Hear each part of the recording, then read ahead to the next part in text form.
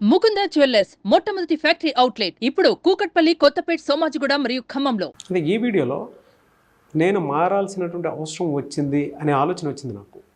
కానీ అవకాశాలని ఏ విధంగా గుర్తించి ముందుకెళ్లాల్సినటువంటి అవసరం బాధ్యత ఉంది. దాన్ని ఎలా పసిగట్టాలి? నేను అవసరం వచ్చింది, నేను మారాలి, కానీ నేను ముందుకెళ్ళాలంటే కొన్ని అవకాశాలు కావాలి నాకు. దాన్ని ఎలా ఐడెంటిఫై చేయాలి? ఆ రోజు ఈ కాలము, పరిస్థితులు అన్నీ ఏదో ఒక రోజు మనిషికి ఒక జర్క్ ఇచ్చి టైం ఫర్ చేంజ్ అని చెప్తాయి. అది నువ్వు చేంజ్ కాకపోతే అల వచ్చి కొట్టుకుపోతుంది అంతే. అదే ఏంటంటే కాలం అనే అల వచ్చి నువ్వు కాలం కలిసిపోతావు అంతే. నామరూపం లేకుండా అయిపోతావు. నామరూపం లేకుండా పోతావు. ఎప్పుడైతే నువ్వు ఇంకా అలా ముయ్యక ముందే టైం ఫర్ చేంజ్ అనే టక్కనే అలర్ట్ అయ్యావో, నిజమే నేను మారాలి, ఏదో మారాలి, నా బిజినెస్ ఇంప్రూవ్ అవ్వాలంటే మారాలి, నా కెరీర్ చేంజ్ అవ్వాలంటే మారాలి, నా పాస్ట్ నుంచి బయటపడాలంటే నేను మారాలి, నా నష్టాలు, కష్టాలు, అప్పులు ఏమన్నా ఉంటే వీటన్నిటి నుంచి బయటపడాలి. టైం ఫర్ చేంజ్ అని నాకు తెలుస్తోంది, కానీ మరి చేంజ్ ఎలా అవ్వాలి? ఎందుకు కాలేకపోతున్నా?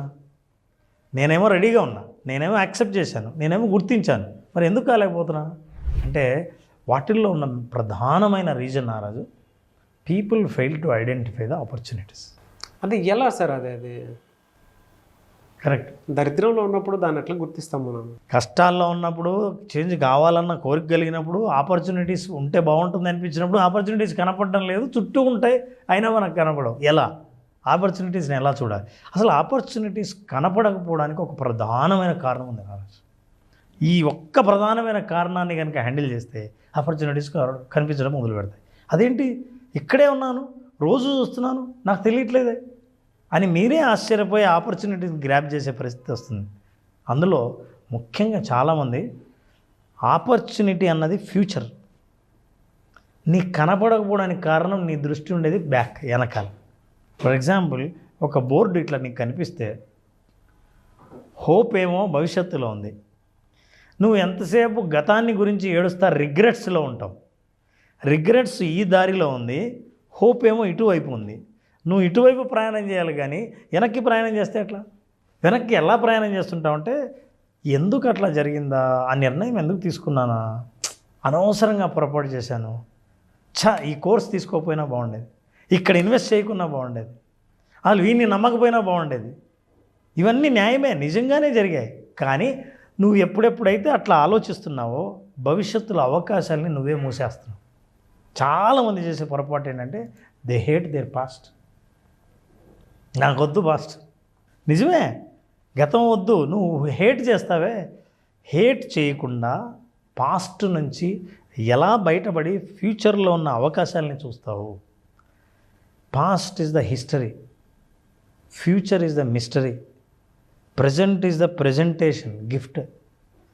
ఈ ప్రజెంట్లో నువ్వు ఉంటే పాస్ట్ నుంచి, హిస్టరీ నుంచి నేను ఏం నేర్చుకొని మిస్టరీని నేను ఛేదించవచ్చు అని ఆలోచించాలి. అలా ఆలోచించడానికి ఒక చిన్న కథ. ఒక అమ్మాయి లైఫ్లో ఫెయిల్ అయిపోయి, ఒక బ్రేకప్ అయిపోయి, కెరీర్ చేంజ్ చేయాలి, ఏం చేయాలో అర్థం కాక ఫుల్ యాంగ్జైటీలో ఉండి, చాలామంది ఇదే పరిస్థితిలో ఉండి ఉంటారు. నారాజు, నా బిజినెస్ మార్చాలా, లేదా బిజినెస్లో లాభాలు ఎట్లా సంపాదించాలనుకుంటున్నాను, నేను కెరీర్ మార్చాలా, ఏజ్ ఇప్పుడే లేట్ అయిపోయింది, ఏం చేయాలి? ఒక అమ్మాయి ఇట్లాగే బాధపడుతూ ఈ యాంగ్జైటీ నుంచి తట్టుకోలేక వాళ్ళ అమ్మమ్మ వాళ్ళ ఇంటికి వెళ్ళింది.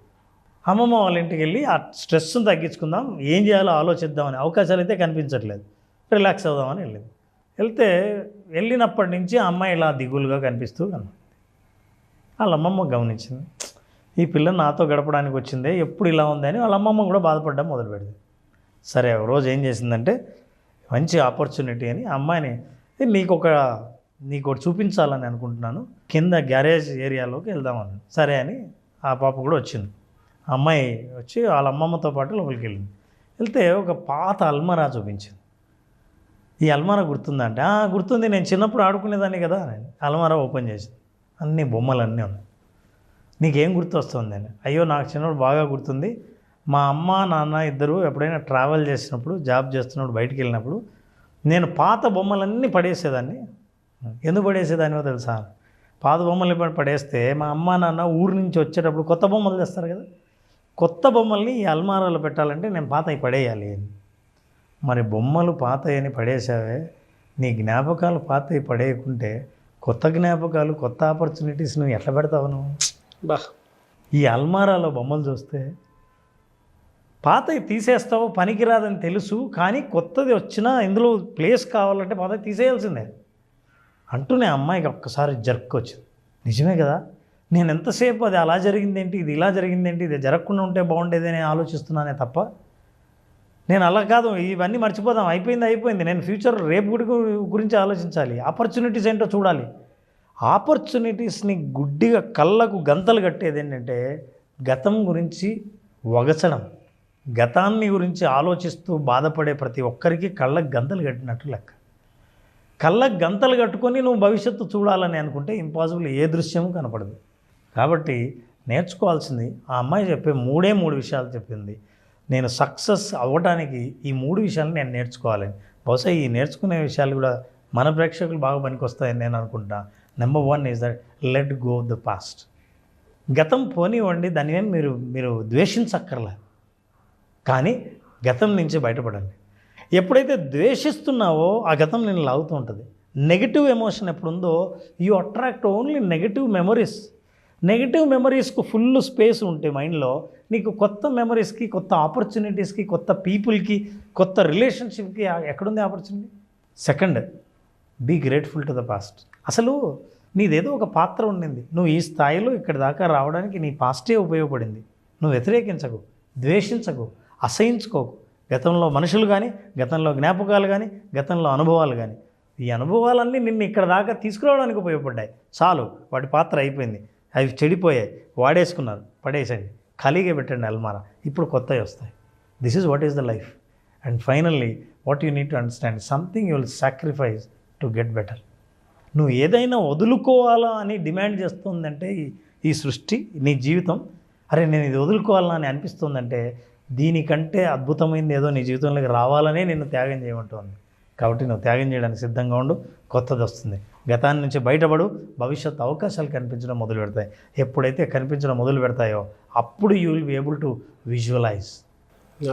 అద్భుతమైన విజువలైజేషన్, అన్ని రకాలైన ఆపర్చునిటీస్ను ఏదైతే విజువలైజ్ చేస్తావో, భవిష్యత్తుని ఎప్పుడైతే చూడగలుగుతావో విజువలైజేషన్లో, అప్పుడు నీకు కనిపించేది అన్ని అవకాశాలు, అద్భుతమైన ఆపర్చునిటీస్ కనిపించడం మొదలు పెడతాయి. అట్లాంటి అనుభవం కావాలంటే విజువలైజేషన్ 2.0లో, హ్యాపీ మనీలో, it's not only happy money, happiness, happy opportunities, happy relationship, happy health, happy career, ఇట్లాంటి హ్యాపీనెస్తో కూడుకున్న నీ లైఫ్లో అవసరమైనవన్నీ కావాలని అనుకుంటే you will get it at your right time, but you will be able to visualise.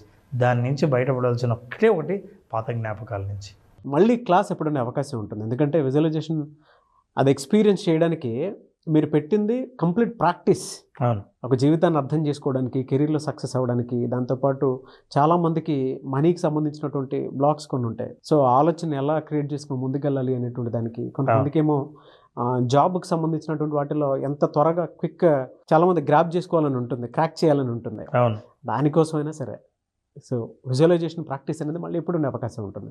అలాగే విజువలైజేషన్ ప్రాక్టీస్కి చాలా మంచి స్పందన వస్తుంది. ఎందుకంటే నేరుగా ఎదురుగా వాళ్ళ చేత ప్రాక్టీస్ చేయించే అవకాశం నాకు కూడా వచ్చింది. ఇది సెప్టెంబర్ 14వ తేదీన బ్యాచ్ స్టార్ట్ చేస్తున్నాం. September 14th. అట్లాగే ఈ ఎపిసోడ్లో స్పెషల్ ఏంటంటే 18th నాడు పున్నమి. ఆ పున్నమి రోజు స్పెషల్గా యోగ నిద్ర సెషన్ ఉంటుంది.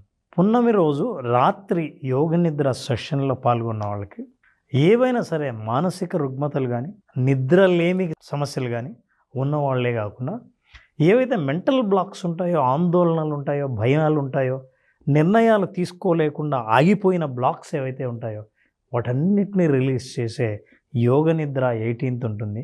14th రిజిస్టర్ చేసుకున్న వాళ్ళకి మాత్రమే ఈ అవకాశం. 14th బ్యాచ్ స్టార్ట్ అవుతుంది, సెప్టెంబర్ 14th. యోగ నిద్ర కోసం చాలామంది ఎక్స్పెక్ట్ చేసేటువంటి వాళ్ళు ఉన్నారు. స్పెషల్ అకేషన్ డే రోజు పెడుతున్నారు. సో ఇది స్పెషల్ క్లాస్ అని చెప్పేసి చెప్పాలి. అవును, ఈ మంత్కి special class visualization practice September 14th నుంచి ఉంటుంది. కాబట్టి ఆసక్తి కలిగిన వారు స్పెషల్ క్లాస్లో కనుక మీరు ఎన్రోల్ చేసుకోవాలి అనుకున్నటువంటి వాళ్ళు స్క్రీన్ మీద మీకు కాంటాక్ట్ నెంబర్ కనిపిస్తుంది, దాన్ని మీరు కాల్ ఆర్ మెసేజ్ వాట్సాప్ చేసి వెంటనే ఎన్రోల్ చేసుకోండి. Anyways thank you, great experience and thank you so much Ram sir. Thank you Naraj, thank you.